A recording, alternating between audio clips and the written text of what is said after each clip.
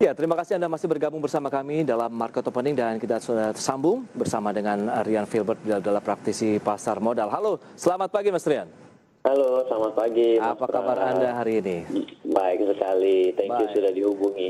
Oke, dan bicara mengenai market nih, tapi tidak sebaik Ya, dengan suasana hati kita pagi ini, Mas Rian. Kita lihat market semuanya merah begitu. Global, di Wall Street ya, juga ada ya, kekhawatiran adanya ya, COVID-19 yang juga semakin bertambah. ya, Kemungkinan ada peluang lockdown kembali dan juga ya, adanya paket stimulus ini yang dikhawatirkan juga akan panjang lagi liku-likunya perjalanannya untuk ya, segera dirilis. Bagaimana ya. Anda mencermati dari market global? Iya, baik. Jadi sebenarnya pergerakan kita kemarin itu juga sejalan dengan pergerakan market di Eropa maupun di Asia serta berakhir di Amerika tadi malam. Oke, Di tadi malam kita melihat pergerakan dari Dow Jones juga cukup parah sampai dengan 1, sekian, lalu saham-saham besar yang tadinya cukup kuat terasa seperti let's say kita bilang saham yang euforia naiknya tinggi sekali ya. seperti Tesla pun itu babak belur. Jadi apa yang kita lihat sebenarnya menjadi dua sisi ya.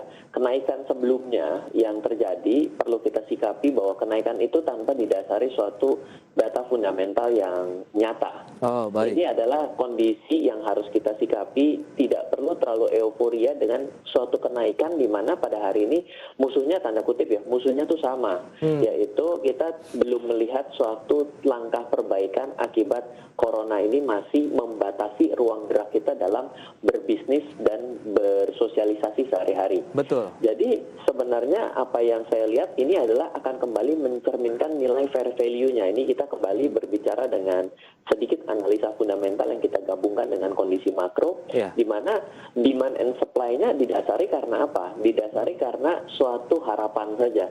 Wah, nanti akan segera berakhir. Wah, nanti lumayan ya tetap bisa ada pergerakan. Tapi secara Iya, nyata iya. realnya kan belum. Jadi akibat dari kondisi tersebut yang ternyata mulai diragukan hari ini, oh kok Iya. apa iya nih bisa nih ya paket stimulusnya, jangan-jangan diberhentikan. Oh apa nih nanti ada efek dampak dari pilkada yang akan banyak pro kontranya, bagaimana terjadinya dengan masa depan demokrasi kita. Nah hal seperti itu membuat orang juga cenderung dalam jangka pendek melakukan taking profit, Mas. Oke. Seperti itu. Nah, itu dia. Berarti kalau kita cermati dengan COVID-19 dan juga semakin mengkhawatirkan karena kita tahu Ya. ini lebih semacam second wave kah atau mungkin ini adalah gelombang-gelombang berikutnya begitu setelah mereka mencoba untuk melakukan adaptasi dengan COVID-19 namun nampaknya belum bisa memberikan hasil yang signifikan karena terbukti memang virusnya ini juga bisa memberikan dampak yang ya tentu sangat negatif sekali tentu bagi mereka yang menjadi penderitanya ataupun mereka yang sudah terpapar. Dan ini menimbulkan kekhawatiran tidak hanya di Indonesia. Strategi bagi investor bagaimana? Karena kemarin ada sedikit ya kita tahu technical rebound dari pergerakan indeks tapi tidak bertahan lama. Nah itu dia. Apakah kita sebaiknya cash is the king begitu saat ini di hold dulu kalau mau investasi atau bagaimana sebaiknya? Iya, sudut pandangnya akan selalu dua saya bawakan. Oke. Yang pertama dalam sudut pandang seorang investor. Investasi itu tidak membeli harganya, tapi membeli nilainya. Oke. Jadi ketika kita melihat sebuah perusahaan, memang pada hari ini mungkin menjadi refleksi balik. Apakah perusahaan yang Anda beli adalah perusahaan yang tangguh? Oke. Kalau perusahaan yang tangguh tentunya pada hari ini pun dia akan tetap berpendapatan dengan berbagai macam daya dan upaya akan dilakukan. Kita lihat juga ada beberapa perusahaan yang jualan retailnya makanan tadinya masuk dalam restoran dia sampai di pinggir jalan. Itu adalah how to survive. Itu adalah suatu hal yang perlu kita lihat bagaimana manajemen perusahaan. Ingat bahwa ketika kita berinvestasi bukan hanya berbicara berapa harga sahamnya. Kita tidak berbicara di sana. Kita bertanya seperti apa ketangguhan laporan keuangannya.